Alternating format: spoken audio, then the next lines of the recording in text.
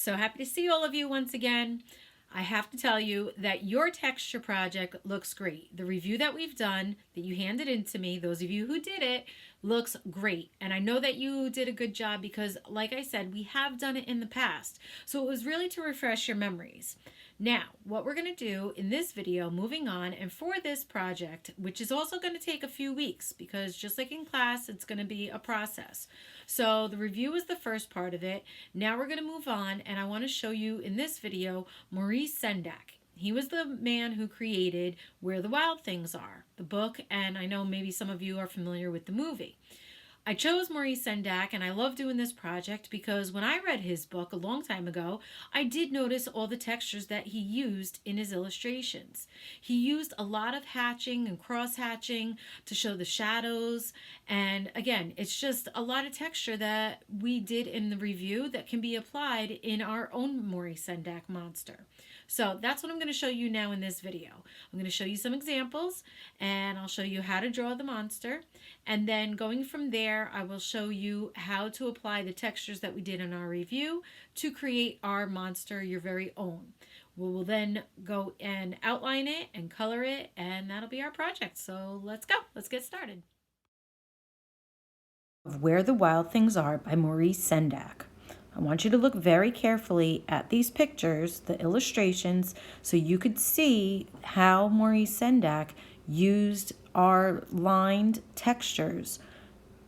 We're going to do it in our own way for our own monster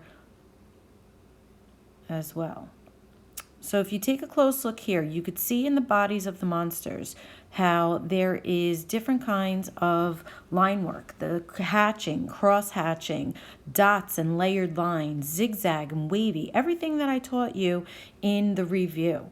I want you to take a close look at these pictures so you can have an idea of how your picture will be. At the bottom, you see that he used scales and divided up the body. There's cross hatching lines. Maurice Sendak used a lot of cross hatching within the tails, and you could see along the tree to create the shadows. He also used hatching lines a lot as well, going only in one direction, and did that for the shadows of Max's body and in the monster's face. Again, cross-hatching can be done in 4 different ways. He also used a lot of cross-hatching to show the shadow and technique of his texture within the monsters. And again, on the left-hand side, there's a lot of hatching.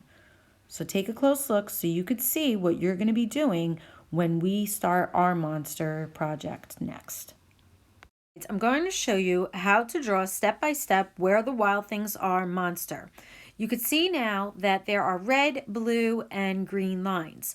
Those are just your guidelines. You want to draw that lightly because you're going to go back and erase it. What you will be drawing is the black lines now. This is going through a little quick, but I want to just show you what the pictures look like step by step. You can pause each of these pictures, each of these slides, and draw it. You see the changes and draw it. Or I'm also going to include the website that you can go to and draw this on your own if you prefer to do it that way. And that way you could take your time. At the end, this is what our monster will look like. This is the only thing that you have to do this week. Just look at Maurice Sendak's illustrations, get an idea of the textures you will be using, and draw your monster. Next week, I'm going to show you how to apply those textures that we did in our review within the body of this monster that we just drew today. Good job, everyone.